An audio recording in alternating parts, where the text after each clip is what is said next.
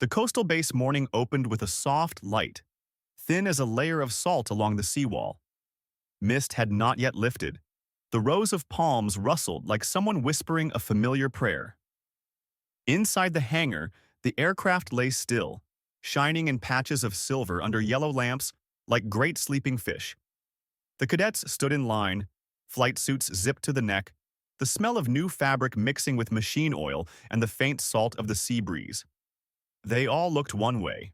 The man entering, cap brim low, jaw set, steps neither fast nor slow. The commander. "Good morning." His voice was deep, loud enough for all to hear, but not harsh. Today's mission follows the old plan. Into the zone, fly a circuit check, stay low under the clouds, stick to procedure, nothing else. Short, clear sentences, like taps on a table. They answered in unison. "Roger." A crisp sound forged from the alloy of discipline and trust. In the cadet's eyes at that moment, the commander was like a magnetic needle placed in the center of the table. Steady, precise, drawing every tangled direction onto one axis. Kai, the youngest, tightened his shoulder straps as if binding an unspoken vow. He looked once more at the commander, storing away the faint nod before the man turned.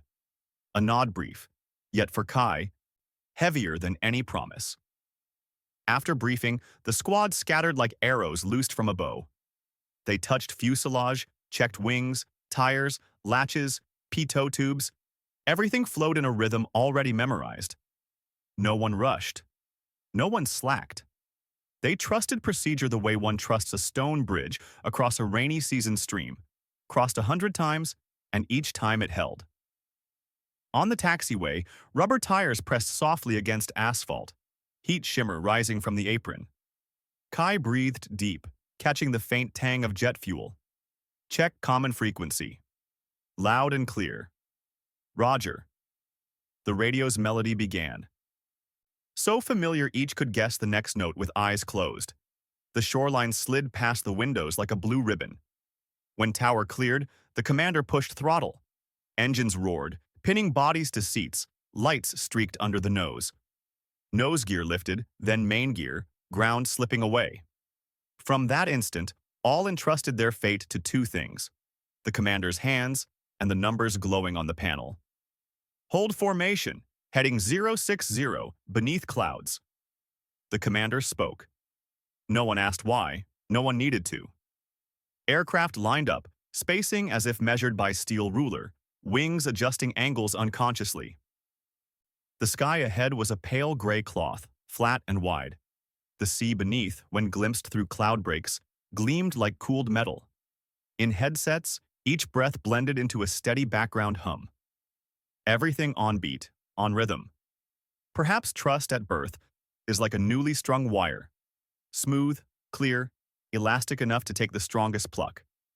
The cadets, each in their own way, saw in the commander a kind of knowledge hard to name. Not just maps, winds, altitude, speed, but the ability to turn what shifted outside into calm words inside. Hold. Left 5, right 3, altitude steady. Each order a small boat riding waves, pulling the squad along. Kai sometimes glanced sideways at the commander's wrist at work. Not beautiful in a showy sense. Beautiful like an old carpenter's plane gliding across wood grain, always with just enough force. Whenever outside radio pushed in some fragment, unclear coordinates, drifting buoy reports, the commander listened, nodded, and replied with a single word: copy. Everything in, out like breath. In the zone, they opened the first sweep. LAN, navigator, read start point, end point, made small adjustments. Kai looked at the compass, needle pinned steady. A sense of safety spread, like a thin coat of paint softening cold steel edges. The commander's voice on frequency warmed the air. Even the beep of minor cautions sounded like hens clucking in the distance. When turbulence nudged, his voice came, even and clear. Light, continue. Like a hand on the shoulder, not pushing, just touching. The formation seemed tied by invisible string. Beside him, Kai saw number 2 tilt wing just right to match slipstream. Behind, number 3 kept textbook spacing. All those subtle adjustments came because they believed the man at the front was holding rhythm true. Trust saved thousands of questions, tens of thousands of wasted motions. Instead of why, they moved to how. And the answer was always ready. In procedure, in checklist, in the commander's cadence. A thicker cloud mass gathered ahead. Commander assessed quickly, decisive. Left 10 for 2 minutes. The squad slid left like a school of fish turning as one. No one thought it risky. To them, it was as obvious as sidestepping a tree in the road. 2 minutes, then back on course, calm as if nothing blocked them. Kai felt his pulse hadn't even quickened, because he believed the man had raised it for them and now lowered it after clearing the obstacle. At one point, Ground called with a friendly tone. "Squadron, your radar picture looks beautiful. Altitude steady as a line. Keep it." A casual remark curved a few lips into smiles. Not for praise, for confirmation of what they already felt. They were moving as one body with a single heart. That heart, all knew, sat in the left seat of the lead. When the first sweep closed, Lan was about to suggest shifting to line 2 per plan. The commander spoke first. "Switch to line 2. Stay low. Northeast wind light, negligible." Half of flight science is prediction. The other half is making predictions sound so reasonable, no one feels the need to argue. Absolute trust is like that. Not naivety, but because they'd seen this man right too many times. Right enough that when he said negligible, even the wind seemed to humble itself. Kai suddenly remembered his first day. That morning, his hands shook so much he spilled coffee on the table. The commander walked by, didn't scold, just set down a napkin. "Every day in the sky has wind. If it doesn't knock you down, that's enough." That line had hung in his head for months, like a bell that rang whenever his heart raced. Today, the bell still hung, but didn't need to ring, because no wind could topple a formation anchored in trust. By the third, fourth leg, the sea shifted to a greener hue. Light spilled through cloud gaps like thin pillars. Commander dipped slightly to check a streak of white foam. Land confirmed it was just surf over a shoal, nothing to note. They rose again. Altitude returned like a clock hand to 12. Everything smooth enough that an outsider might think they were just flying. But inside, each trusted one center. He knows, he sees, he speaks on time. At sweep's end, Tower asked, "Status?" The commander replied, "Normal, proceeding as planned." 2 words, normal, worked like a stamp pressed squarely onto paper. Cadets heard, leaned back half an inch. They didn't know that on the gray horizon clouds were thickening, nor that trials lay ahead. But at this stage, all that lay outside concern. In the squadron, no one asked if or suppose. They lived in the now of that voice. Thus, the atmosphere in those first hours was like a morning lake, flat, still, reflecting the whole sky. Each plane a leaf gliding the surface, keeping distance out of respect. Together forming a painting outsiders saw only as pale gray, while those inside felt another color. The color of trust freshly oiled, clean, cool, running without a sound. The wind shifted. Clouds dropped into heavier curtains. On panels, small flickers appeared. Not alarms, just familiar nudges. For cadets with less experience, they could be unsettling. But today, they stayed calm, for on the frequency, the commander's voice sounded steady. "Hold speed, nothing unusual, continue." Those short words like stakes driven into silt bank. The wind could blow, but the bank did not drift. Kai glanced sideways, saw number 2 biting his lip. He said nothing, just lifted a finger in the hand signal for "okay." Number 2 nodded firmly, turned back to the altimeter. That was trust's chain effect. Flowing down from commander, across each member, looping back, a closed current. Later, ground broke in with fragmented report. "Possible. Drifting south. Advise adjust." Last word cut off in static. Cockpit silent 3 seconds. Then the commander. "Not clear. Hold course. Await confirmation." Calm as talking lunch. The cadets heard, realizing even uncertainty could be made into certainty if spoken that way. Lon traced map line, confirmed. Staying this path keeps us within limit. Commander. Good. 2 letters flattened ripples from the air. Time stretched, fuel gauge dipped. Hui read out, fuel on board, 4 hours 30. All answered, Roger, in chorus, as if it was just checklist. No one thought, empty. No one recalculated. For now, trust outweighed worry. Turbulence brushed hull and crosswind. Kai gripped yoke, heart jumped half-beat. Then Commander's voice, light, hold steady, wind will pass. And it did, in seconds. Trust layered thicker. He said wind would pass, and it passed. When the second sweep ended, Taylor allowed 1 minute rest. Drink water, stay sharp. Brief, like a big brother's hand on shoulder. Kai sipped, his tongue dry but swallow cooled. Everyone drank, breathed. Even that detail made them feel part of orchestra, with Commander as conductor.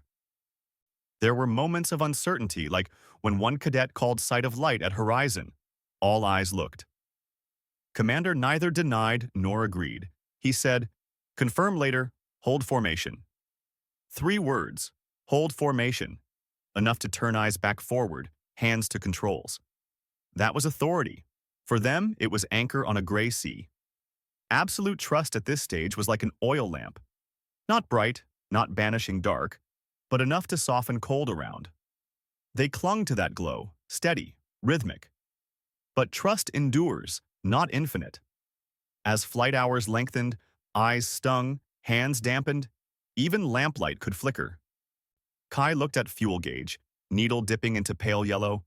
Hui reported, remaining 3 hours 20. Still within plan, but a question rose in Kai's mind.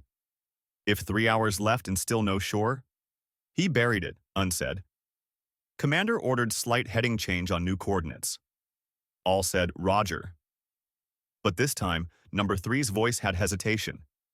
A pause Kai noticed. Formation intact, but an invisible crack appeared, thin as hair.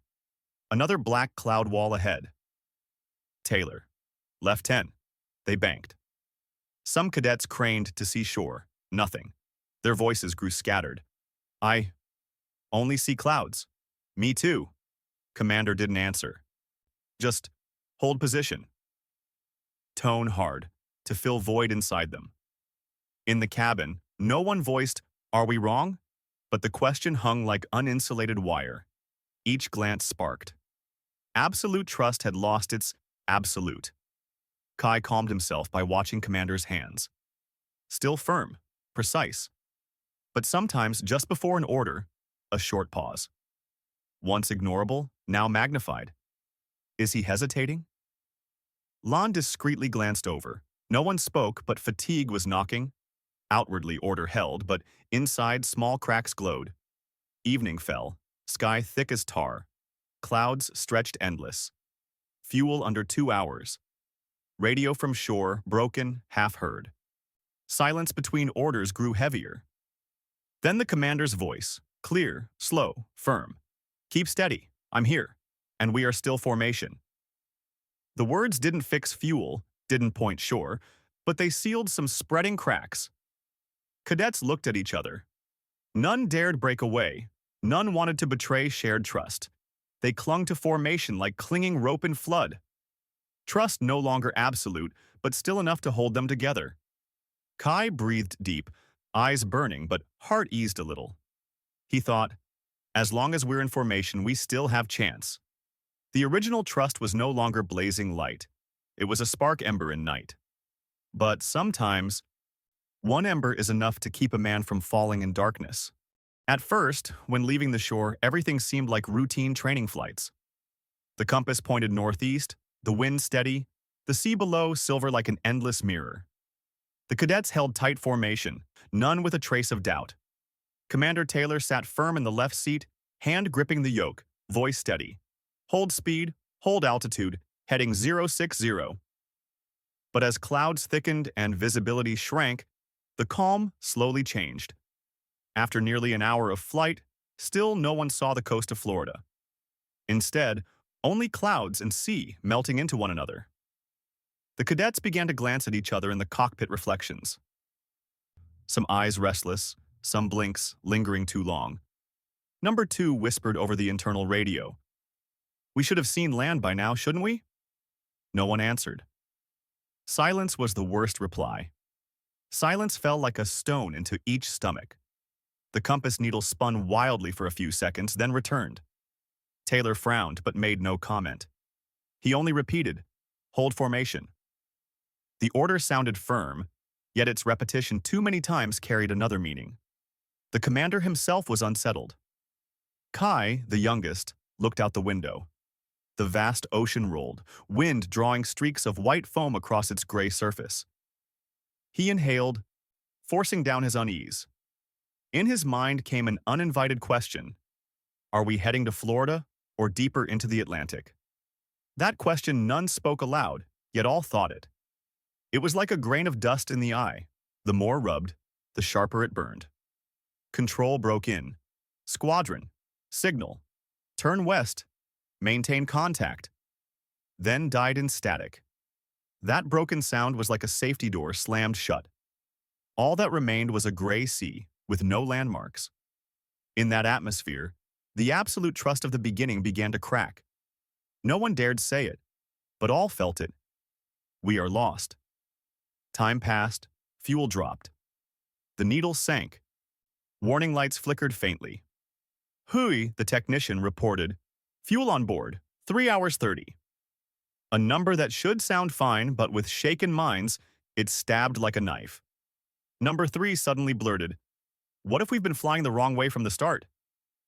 The question fell like a stone on a still pond. Every eye froze. No one answered, but silence again confirmed the fear. Taylor's voice held steady. "Not wrong. Continue."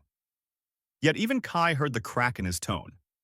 A pause too long before the words, "Not wrong?" The squad began to split in thought. One side clung to the commander's word, believing they were still on plan. The other, though silent, nursed the question. Or are we flying deeper into the ocean? The compass shook again. A cadet tapped the panel. The needle stopped, then slid off another way. No one knew what was true. That uncertainty crept like a ghost through every cockpit. Control broke in again, weaker. "Hold west. Repeat west." Then silence. They caught only half a sentence. Some wanted to follow, some hesitated. Taylor snapped, "No change. Hold course." The order was sharp, but in the cadets' minds, suspicion was already lit. Kai felt his hand tremble on the yoke. He bit down, forcing it steady. His thoughts split in two. One side believed the commander right, the other whispered they were straying farther every minute. The tug of those opposing ropes tore at him. The squadron's air grew heavy. Outside, formation held neat. Inside, each man carried his own script. Dusk fell. Light thinned, clouds thickened, the sea below darkened like gray cloth. In that dim world, unease widened. Number 5's breath came quick. If we keep on, could it be we won't have enough fuel to return? The question cut the silence like a knife. No one answered, because all thought the same. Taylor stayed quiet longer than usual. Then said, "We will see land. Continue." It sounded more like a promise than an order. And a promise, in such a moment, only deepened their doubt. In Kai's mind, the question repeated, "Where is Florida? How wide is the Atlantic?" He looked out, only to see clouds unbroken. His imagination drew the picture. The squad flying on, farther and farther, until fuel emptied, and only the ocean received them. The vision chilled his hands with sweat. He wanted to ask aloud, "Commander, are we sure?" But the words stuck in his throat. For in the squad, no one dared to be the first to break collective trust. The radio crackled once more, then died completely. The loss of contact cooled the cabin a few degrees. Cadets looked at one another, and in each other's eyes saw the same dread. We are isolated now. The air grew suffocating. Every answer hung suspended, no one daring to touch it. The absolute trust had dissolved into a thin, cold mist. Night fell. Before them, only blackness. No stars, no moon, only sea and cloud fused as one, no horizon. In that darkness, doubt turned into bonds of rope. No one dared leave formation, for to break off was death. Yet staying, they knew, meant being carried deeper into the void. Taylor still repeated, "Hold formation. We will see Florida." His voice echoed, but distant, like from afar. Kai swallowed hard, vision blurred. The old question returned, harsher.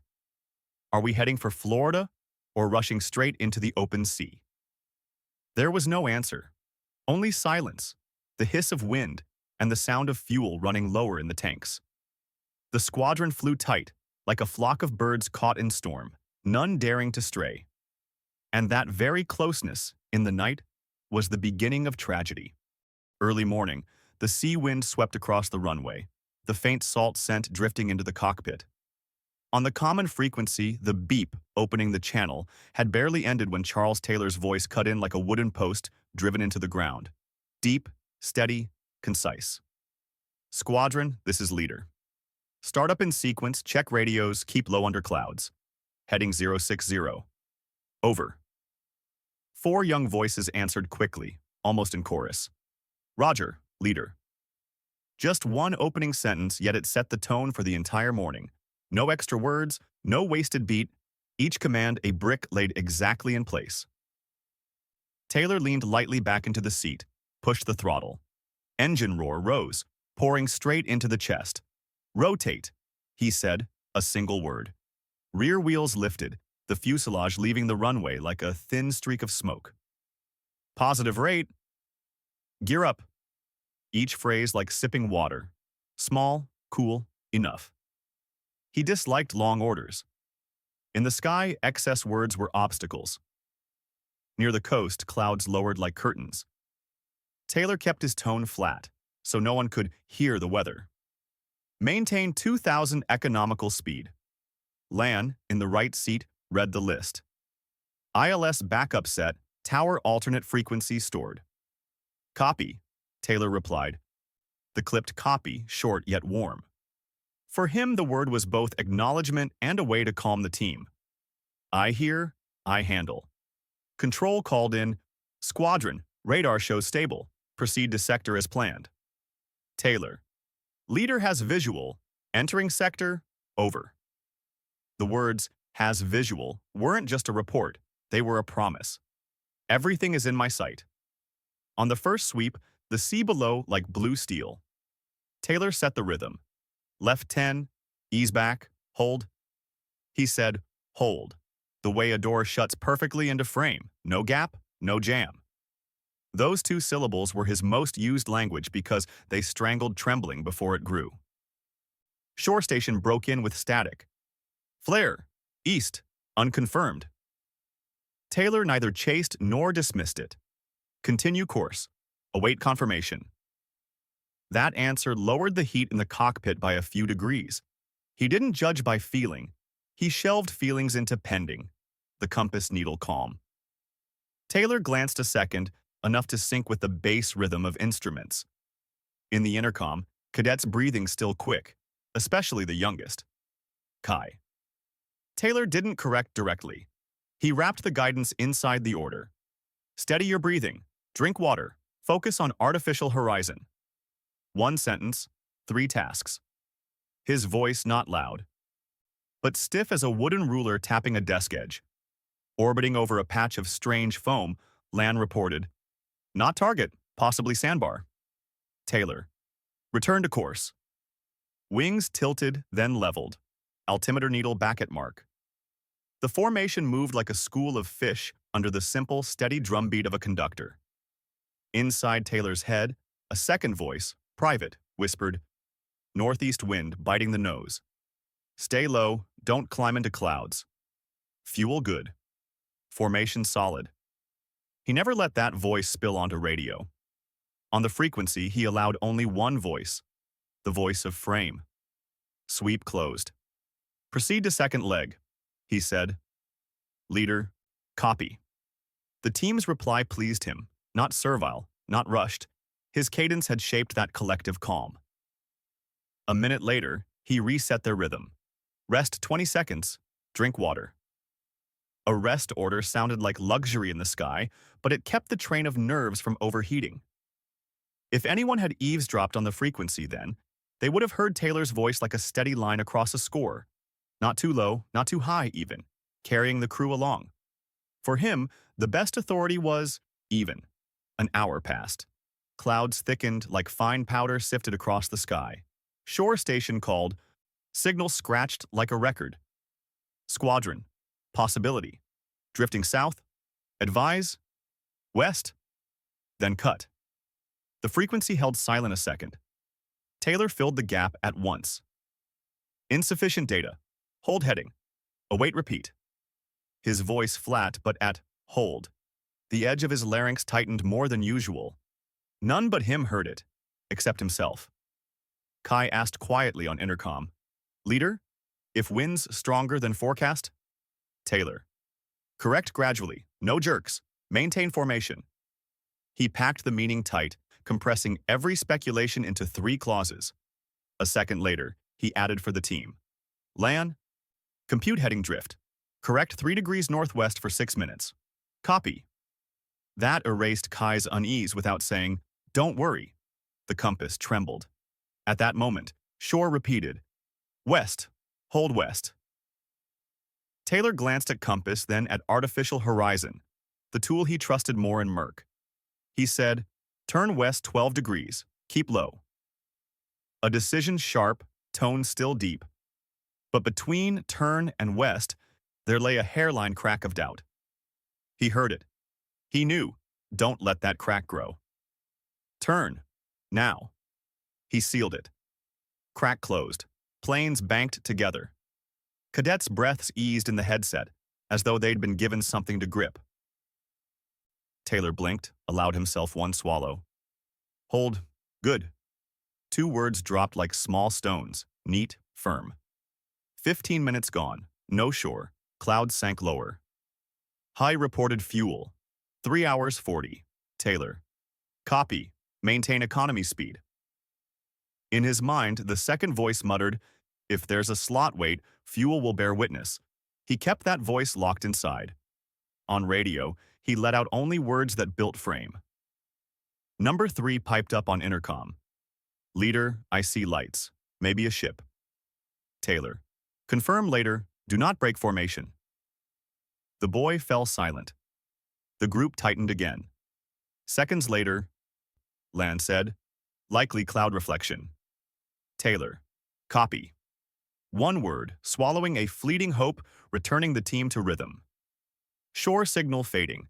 Priority, if west. Taylor ruled, hold west 10 more. After 10, reassess. He planted a marker, a rendezvous for collective nerves. The marker drained away the underground current of questions. We'll think then, not now. That was a commander's trick. Postpone fear to where it can be handled. But weather was a fickle drummer. A rain cell bloomed ahead, black as wet coal. Lan. Possible to punch, but fuel costly. Hui. Left detour plus 12 minutes, 0.4% fuel. Punch, 2% per 10 minutes. Taylor heard the numbers, added nothing. Left detour, maintain formation. He chose cheaper for fuel. After the order, his tone softened half a shade. I repeat, maintain formation. In difficulty, he raised the dose of reassurance by repetition. Detour complete, Taylor said. Count 5 minutes to reassess. Counting, a background beat for fear. He wielded it like a conductor's baton. Minute 1, minute 2. At minute 3, compass swung wildly. Taylor whispered to himself, don't react by instinct. Then aloud, disregard compass, hold on artificial horizon, west by shore beacon. 2 halves, negation and affirmation, fused into 1, saving the crew from drop. At the marker, still no shore. Taylor lowered tone a notch, his voice like fine sand. Continue 10 more, vector stable. On the word stable, his throat felt strain. He knew that strain. He knew. From here on, his voice was fuel number 2. If it ran out, so would they. Light dimmed. Ocean turned to a sheet of lead. Outer radio broken breaths like a sick man's. Taylor shifted tactic. Fewer words, steady stakes. Hold altitude.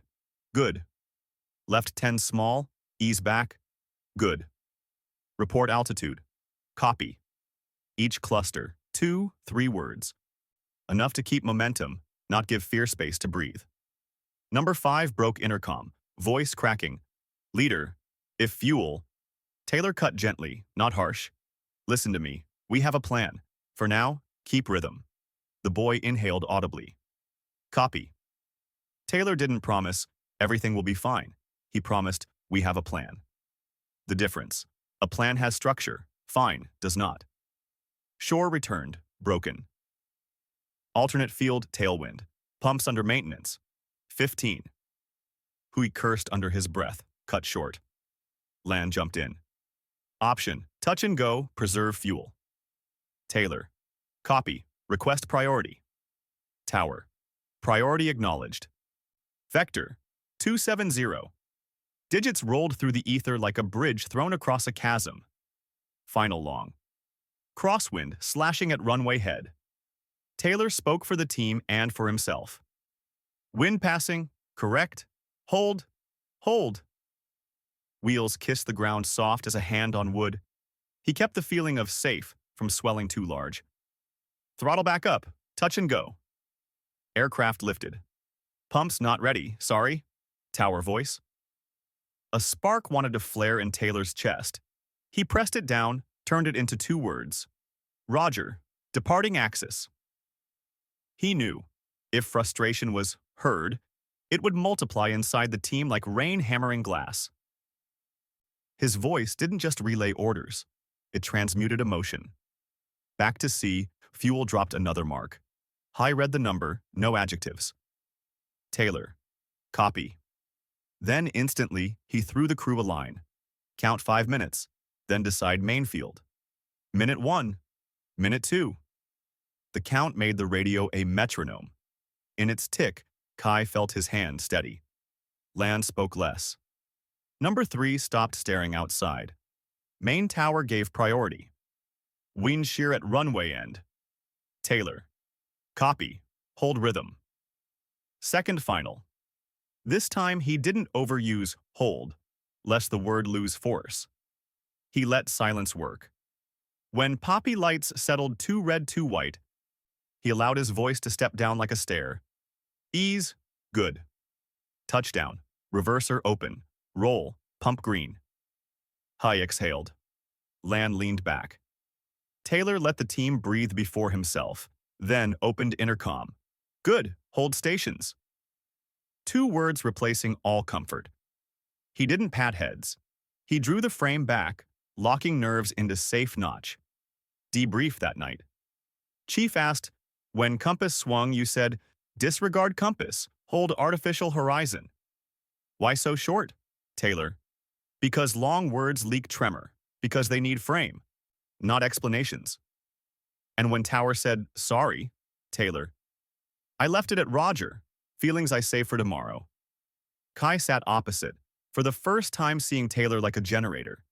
His voice, not just sound, but substitute energy when all else strained. Next morning, skies no better. But in briefing room, Taylor added 3 soft SOP lines, reading them in the same voice that had carried them through the bad night. 1. Every order carries a time mark or reassessment mark. 2. When instruments conflict, drop the noisy, hold the steady, keep it short. 3.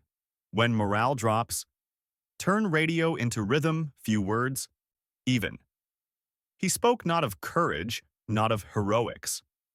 He spoke of rhythm, the thing that saved them when emotional fuel ran dry.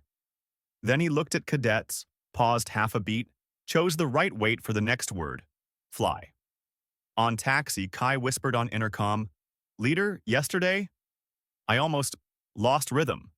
Taylor, it's fine. Today, hear rhythm. 2 words, hear rhythm like a spell. Take off. Sea opened. Clouds still refused to part, but the radio shone like calm water. Taylor kept his familiar cadence. Hold, left 5, ease, good.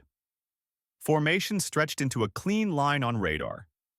In the back seat, Kai realized with surprise, as long as that voice stayed steady, his fear curled up small, like an animal folding. When they landed that noon, no one cheered. None needed. In the cockpit, each carried one conclusion. There are times when wind, clouds, compass, tower all betray. One thing must not: the commander's voice. That voice is not to shout slogans. It is the crossbeam laid under the mental bridge holding the team across. Taylor shut down, removed headset. In the silence returning, he heard his own heart still beating to last night's count. Round, even, plain. He smiled faintly, a smile unseen, and closed the logbook with one short line. Hold rhythm for each other. When fuel runs low, use voice. The offshore wind swept across like a rough hand, pushing the sea surface into silver wrinkles. On the common frequency, the beep that opened the channel had just dropped when Charles Taylor's voice came in. Deep, short, not a single word wasted. Maintain formation. Distance 2, altitude fixed. No unauthorized altitude changes, no breaking off. Heading 060. 4 young voices answered, Roger, almost in unison. Below, the coastal base shrank into a faint chalk mark. Ahead, clouds stretched flat like a whetstone surface. Everything familiar: procedures, flight rhythm, breathing rhythm. But there was something new, a soft kind of tension, like an elastic band looped around each chest. The band named formation. Kai, the youngest, kept his eyes on the artificial horizon, nudging the stick with tiny corrections. He knew the distance to number 2 on the left, down to half a wing. He knew Taylor preferred the word hold more than any other verb. He also knew, deep under discipline, there was an instinct. No one must leave the flock. Breaking formation meant isolating yourself in the blur of sky and the cold sea. That was a lesson written in red ink in every manual. Left 5, roll back, hold. Taylor spoke like a conductor tapping baton. The squad tilted in a graceful beat, rolled back graceful. Shore station cut in with a burst of static. East side, unconfirmed. Then silence. Taylor's tone didn't change. Insufficient data, hold course, wait repeat. The sentence was not only a decision, it was a wooden wedge jammed into a crack of psyche beginning to quiver. 20 more minutes, clouds dropped. Visibility hazy like uncleaned glass. Kai suddenly saw at the cloud's edge a tiny golden glint. He wanted to press the mic. I see a light. But his hand froze in midair, as if against an invisible pain. Formation. If he pulled the nose aside, spacing would shift, wingtip wash would slam into number 3. A right alone could turn into an accident. He swallowed the words, gripped the seat back, spoke instead with a long breath. Number 2 whispered on intercom. I see something too. Number 3. Don't break. Wait for order. The short dialogue like a thin thread, fragile yet tying everyone's nerves together, passing hope while binding hands. Report altitude, Taylor asked. Everyone replied like reciting. The number, flat voice. Hold. He closed the line with the most closing word in flight language. In each cockpit, that hold acted like the sound of a latch clicking, pushing all vibrations inward. A sudden jolt whipped across as they passed through a disturbed layer. Wings shook like guitar strings struck hard. Kai corrected by reflex, then held back before overdoing it. In his ears, Taylor dropped 3 words soft as pebbles on water. Easy, hold. This hold wasn't just an order, it was a spell. It said, inside the frame, you still have each other. At this stage, the gravity of formation came not from threat of discipline, but from faith in together is right. Radar confirmed a clean course. Shore praised altitude as ruler straight. Fuel gauges still abundant. Everyone knew solo flight demanded more. More decisions, more risks, and a much thicker loneliness. So they tightened spacing, flying like one organism with many eyes, many hands, but one heart. "Switch to leg 2, Taylor announced, voice steady. Lan repeated the mark. High updated fuel. Everything flowed like a conveyor belt. When Shore poured a few scattered words again. "Advise west. Wind," Taylor said. "Correct left 3 degrees for 6 minutes. Hold formation." No one argued. No one added words. Formation was an invisible rope, and Taylor's voice was the hand on its lead. They followed the pull, not because they didn't know fear, but because they knew the greatest fear was being alone. For a moment, Kai imagined if he had broken off toward that golden glint earlier. He saw himself juggling, compass spinning wild, static radio, wind calculations, fuel checks, and no one beside him to nudge half a degree when his wing slipped. The image chilled his neck. He placed 2 fingers on the panel edge, grateful for the pressure keeping him still. The pressure of formation, of that voice, of the word hold. Outside, the sea still gray. But inside, each Roger had become a link. And when Taylor closed with, "Water break, 20 seconds," they lifted bottles almost at once, drinking like a ritual. To drink was to remain in formation. The sun slid back behind a thick coal slab of cloud. The squad went into afternoon with fuel still okay on paper, but nerves needing more scaffolding. Shore fractured. Off, west, then silence. Compass quivered like a sewing needle snagged in thread. Maintain old course, not enough data to change. Taylor blocked the door instantly. He didn't let silence stretch. Silence was where the flock started asking questions, and questions without answers grew into fear. Number 3 spoke thinly.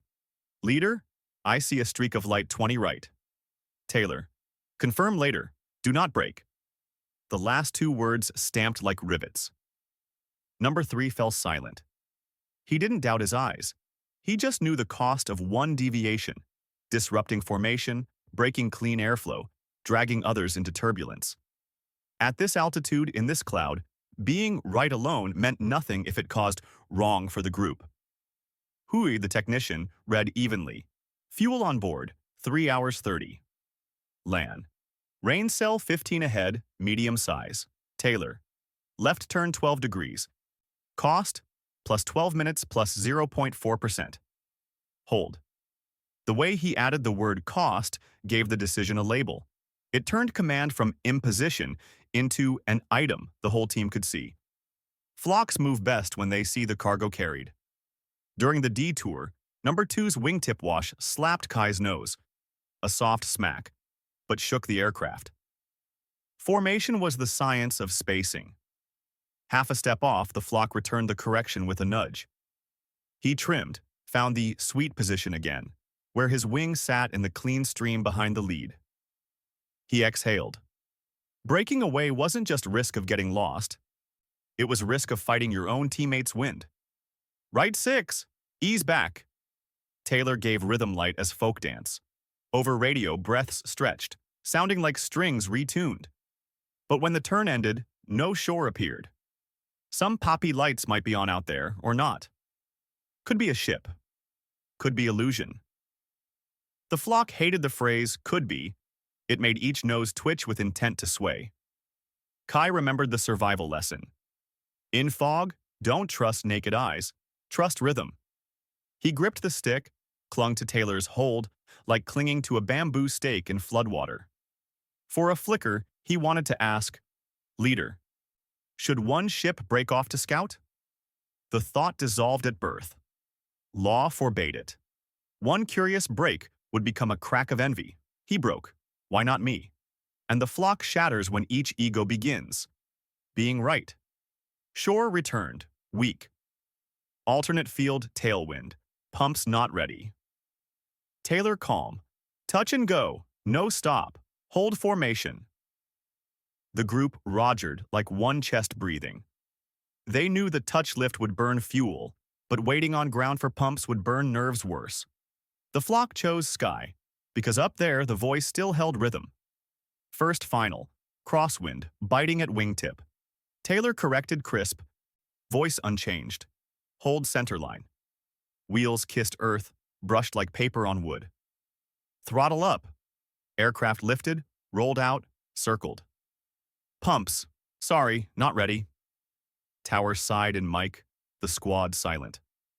Formation didn't pause to hear apology. Formation moved on. And the act of moving on kept the flock intact. Stop too long, and each head would invent a separate fear. Back over sea, fuel dropped another mark. High read the number. Land noted a cell. Taylor tagged with cost. Each word he spoke like a label on a crate.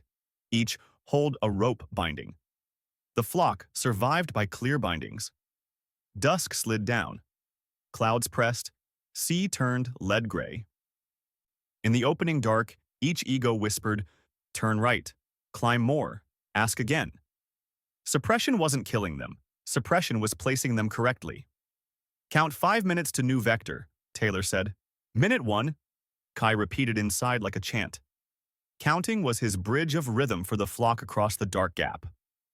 With counting, egos quieted, hands shook less, eyes stopped glancing 20, right where that golden glint might be. Number 5 called intercom, voice breaking.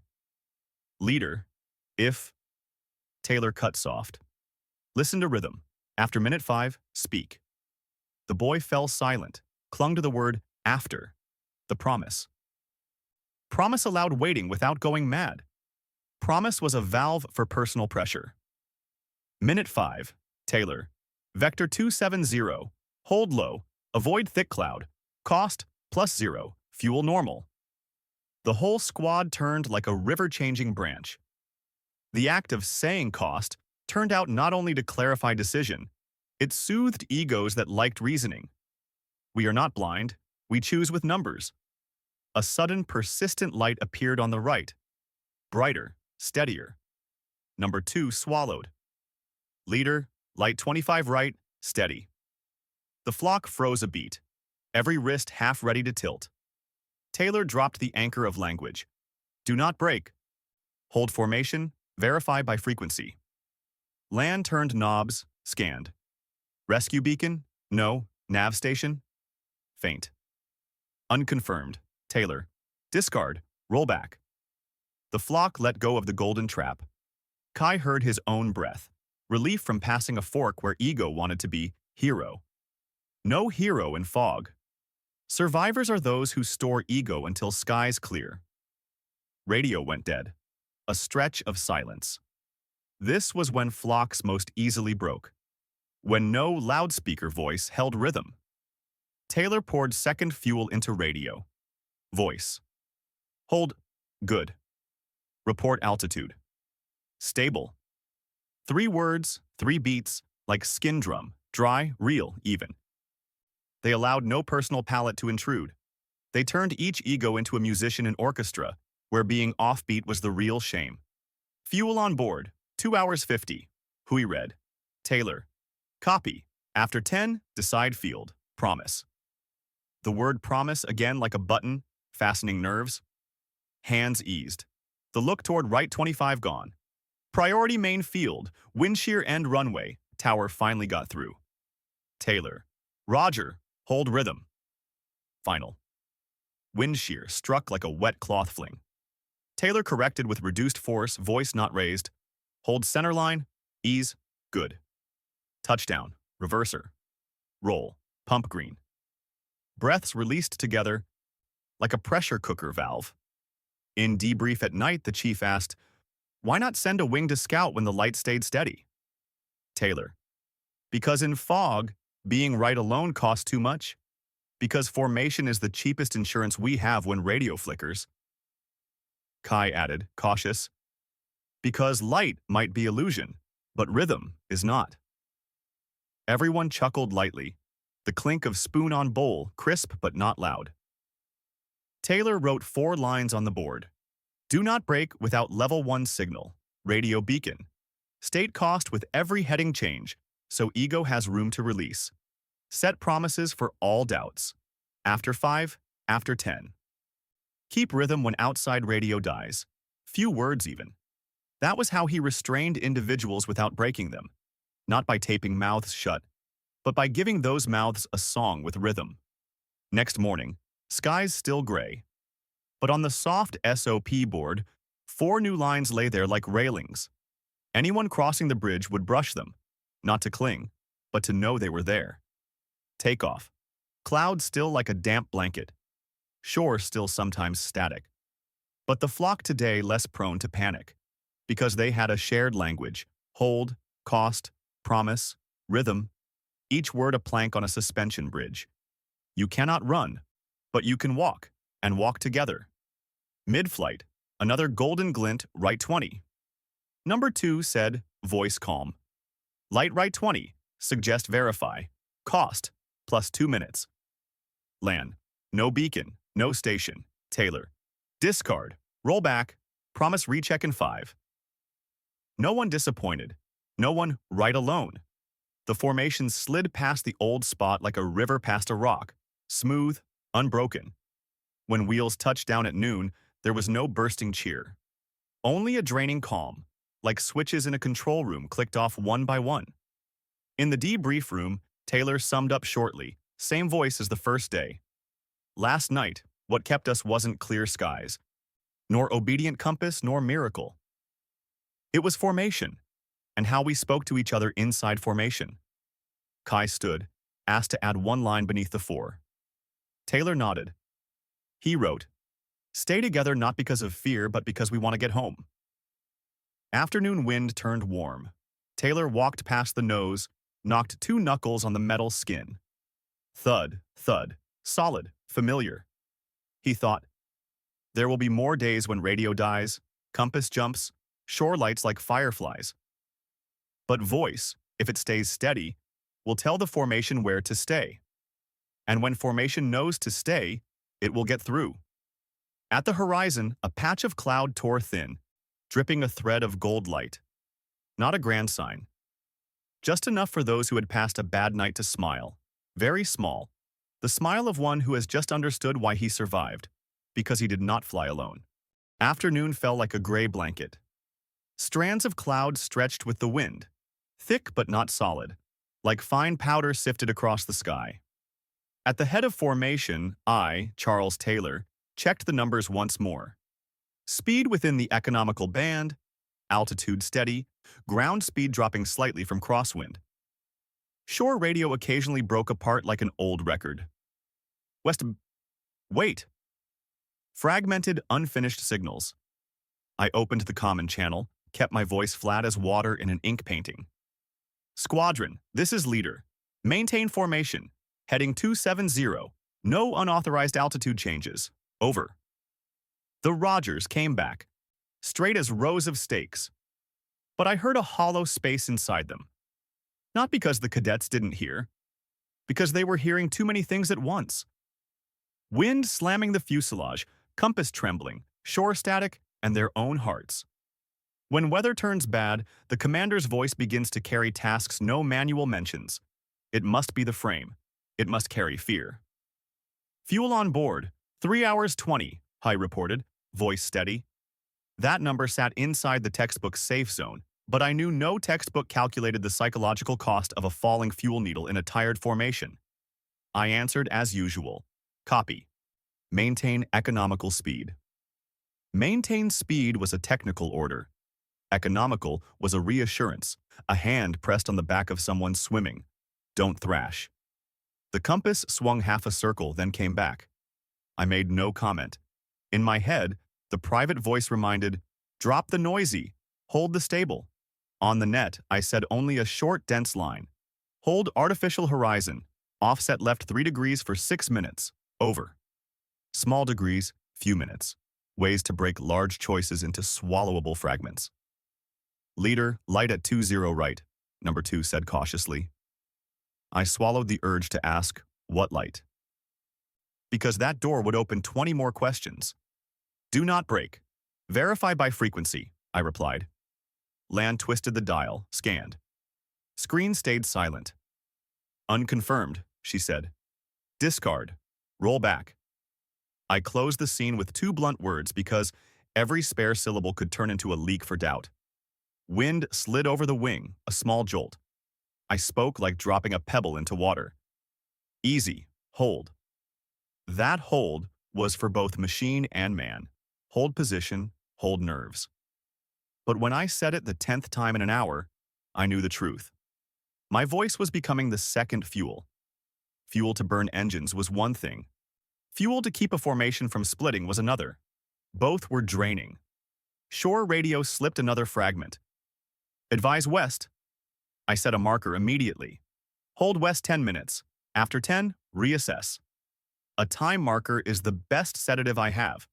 It tells the team, we are not drifting into infinity. We have an appointment to think again. From then on, I spoke less but more evenly, like a metronome ticking behind a wall. Fuel on board, 3 hours even, I read. I answered, Roger, then gave the squad a 20-second water break. In the deliberate pause, I heard their breathing, some slightly shaking. I added a rhythm hidden in the order. Steady breath, focus on artificial horizon. I did not ask, are you okay? Because that question would dig up fear. I handed them a frame. Inhale, exhale, look in the right place. Dusk crept in like a black cat. Light thinned, vision narrowed. Stray thoughts began running in cockpits. I knew because I had once been a cadet. Are we heading back to Florida or farther out? If shore radio dies completely? If fuel drains faster? I drew the mic closer, laid my tone across the hollow. Hold. Left 5. Roll. Good. Each 3-word cluster a stair-step. I let them climb the hard minutes by rhythm. Not speech-making. Then it came. A hard jolt, compass jerking, shore radio dead. More than anyone, I heard the largest void of the night. I plugged it with a line short enough to hide tremor, long enough to build frame. Drop compass. Hold artificial horizon, maintain west by marker. Every why and what if was kicked off the nose. Hold, maintain, follow. 3 verbs, 1 bridge. I knew from that moment the psychological chain would self-run. Shared trust down, reports scattered, decisions hesitant, fuel stretched, trust down further.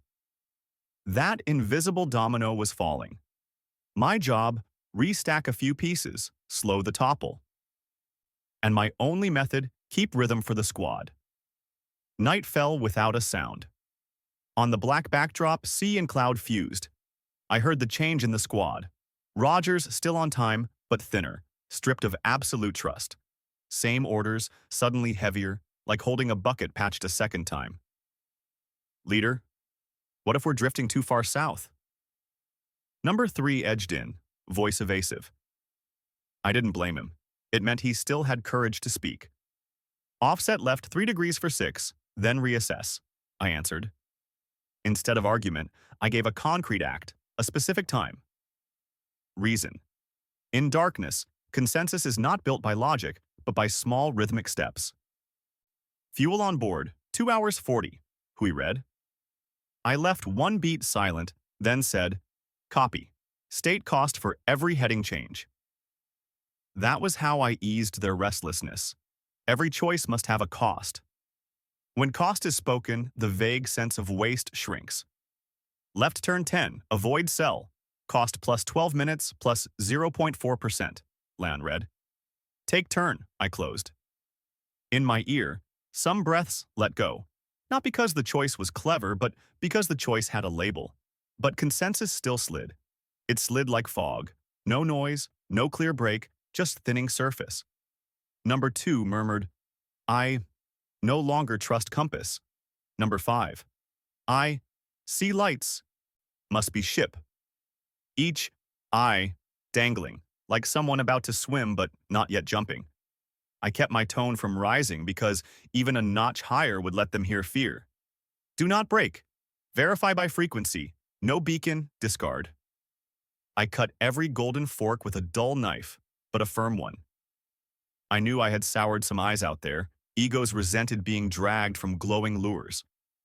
But every lure without beacon is a trap. I accepted the name Rigid so the squad wouldn't pay the price broken. Leader, Kai called, young voice trying to stay flat. If we reach the marker and no shore? I lowered mic, laid words like bricks. At marker, assess.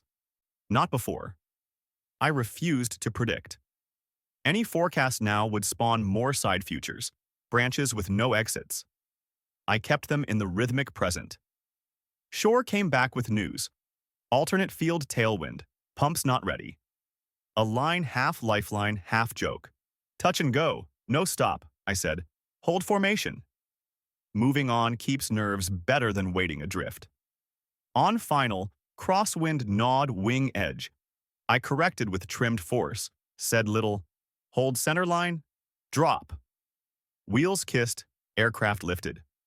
Pumps, sorry, tower sighed. I let only Roger through. Don't throw frustration onto the net, for it spreads like oil.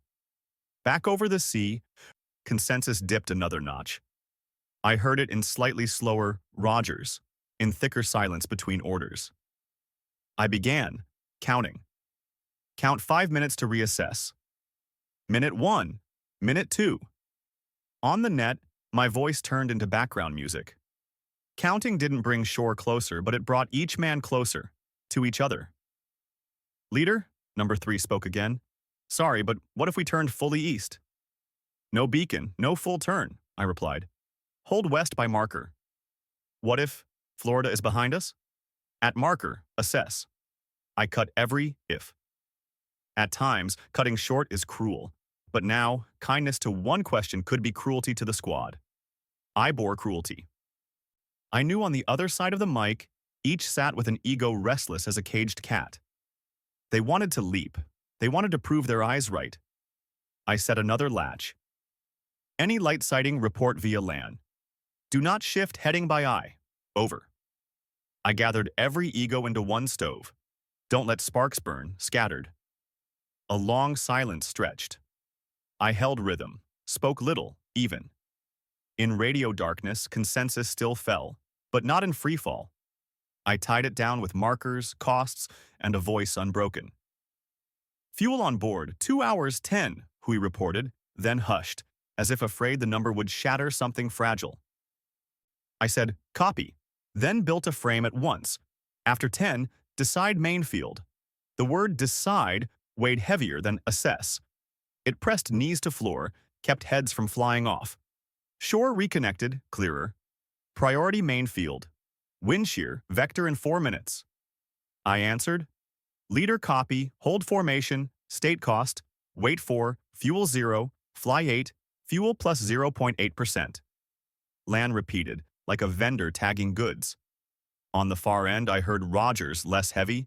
They needed numbers to believe. This final was longer, wind wrestled like a throw. I tightened wrist, let the machine kiss the strip thin. Drop. Good. Wheels touched. Reverser. Roll. Pump green. LAN let out a tiny breath. Hai said, fuel linked. I did not breathe. I waited. When the needle climbed into thick yellow, I let the squad breathe. Good. Hold station. 2 words instead of cheers. In debrief, the chief asked bluntly, when did you feel consensus slip? From the first shortcut, I said. But harder when fuel hit 2 hours and a steady light showed right. What did you do? Raised markers, stated costs, channeled reports to 1, cut short futures. Ever want to say it outright? We may be lost? I said truth differently, I replied, steady. I said, assess at marker, no beacon, no turn, cost of detour, touch and go, then move. Truth need not be declarative. It can be structural. Kai, still carrying strap sweat, asked, voice trembling but direct, Leader, did you ever stop trusting your own voice? I paused 1 beat. Yes, I said. When radio dead, compass swung, fuel fell, and the team began saying, often. Then I used rhythm in place of faith. I let voice go half a step ahead of belief. I looked at the young faces, and it pulled belief along. They smiled, the kind of smile that ages half a year. I added, tonight we lived on something few notice, discipline of language. No, if only, no, maybe, no, I think. Only marker, cost, hold. That is how you pass when consensus hits bottom. In the hangar hall, I stopped alone. Pumps still hummed in the walls. I laid both hands on the nose skin, tapped twice. Light. In my mind, the domino chain replayed. Trust falls. Reports scatter. Orders hesitate. Fuel stretched. Trust falls more. Tonight, I didn't break the chain. I only slowed it enough for us to land. Sometimes slowing is the whole victory. A cadet, Kai, turned back suddenly, stood in the doorway. "Leader," he said softly. "When I asked, 'What if?' and you cut me, I hated it. But later I understood. If you hadn't, the squad would have hated each other." I smiled faintly. "Wind blows every day. Our job isn't to stop wind, but to set poles. Your voice was the pole? Tonight, yes." I tapped the machine's skin. "Tomorrow, it may be something else." Next morning, sky still not clear. But on the whiteboard, I wrote 4 lines, neat as nails. Marker before comfort. Always a time heading to think again. Cost before command. State numbers to kill vagueness. One mouthpiece. Reports via navigator, no overlaps. Rhythm before reason. When radio dies, few words, even, timed. I read slowly, no explanation. The squad nodded. No applause. New consensus isn't loud. It's like a thin raincoat in your pack. You know its worth when clouds come. On taxi, Kai whispered, "Leader, if tonight repeats?" "Tonight won't repeat exact," I said, "but we will repeat rhythm." Takeoff. Sea opened. Shore radio spotted again. I tapped rhythm with 3-word clusters. Hold. Left 5. Roll. The formation lined into a neat mark on radar, not because weather cleared, but because we kept minds from darkening. By end, when wheels touched, no one said we survived. They only pulled off headsets, stood, shoulders dropping a notch. I folded logbook, wrote a line, "For myself tomorrow to remember. When consensus falls, build rhythm. When faith drains, state cost. When noise swells, hold the stable. And remember, never let your voice betray formation." I set the pen down. Outside, wind turned warm. A thin sunbeam, pierced cloud, dropped like a golden thread. We did not wait for miracles. We only waited for each other, in rhythm. And thus consensus, fallen off wings last night, returned, not as fireworks, but as heartbeat. Round, steady, enough to live.